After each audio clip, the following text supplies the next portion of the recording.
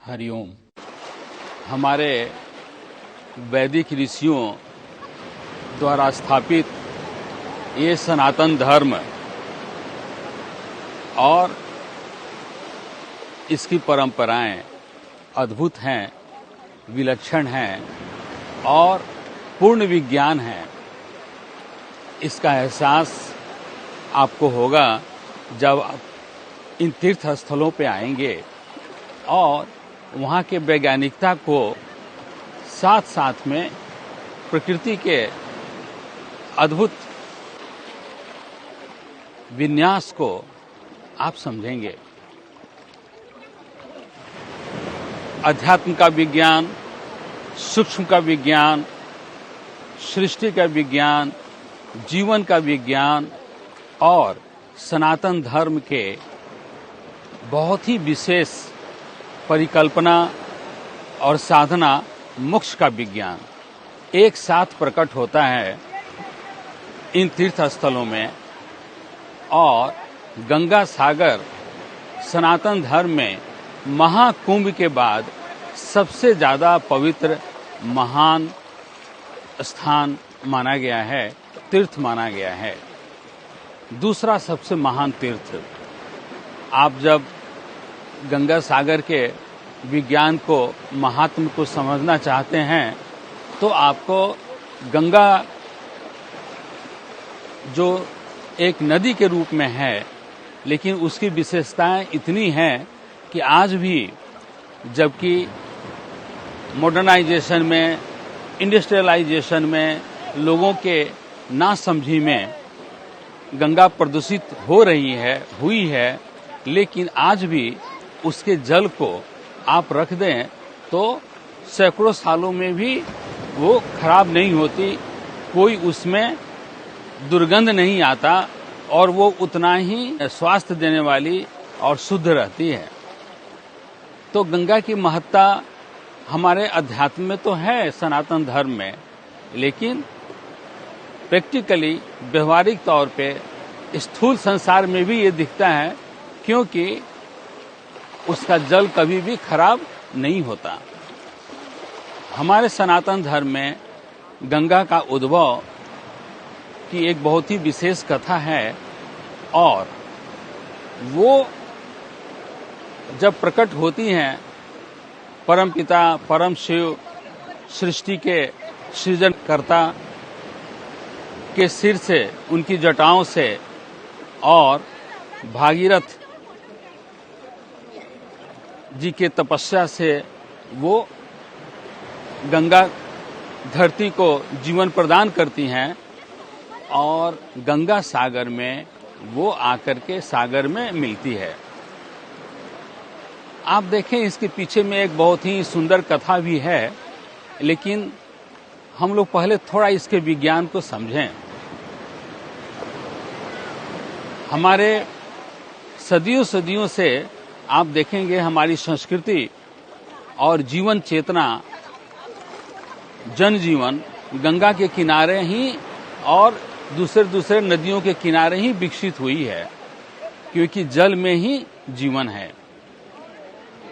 जब आप अध्यात्म विज्ञान में जाते हैं तो हमारे अंदर की नाड़ियों से, जहाँ पे प्राण शक्ति का प्रवाह होता है और उसमें ईड़ा, पिंगला, सुषुम्ना, जिसे गंगा, जमुना, सरस्वती भी कहा जाता है, उसके द्वारा जीव, मनुष्य अपने जीवन को प्राप्त करता है।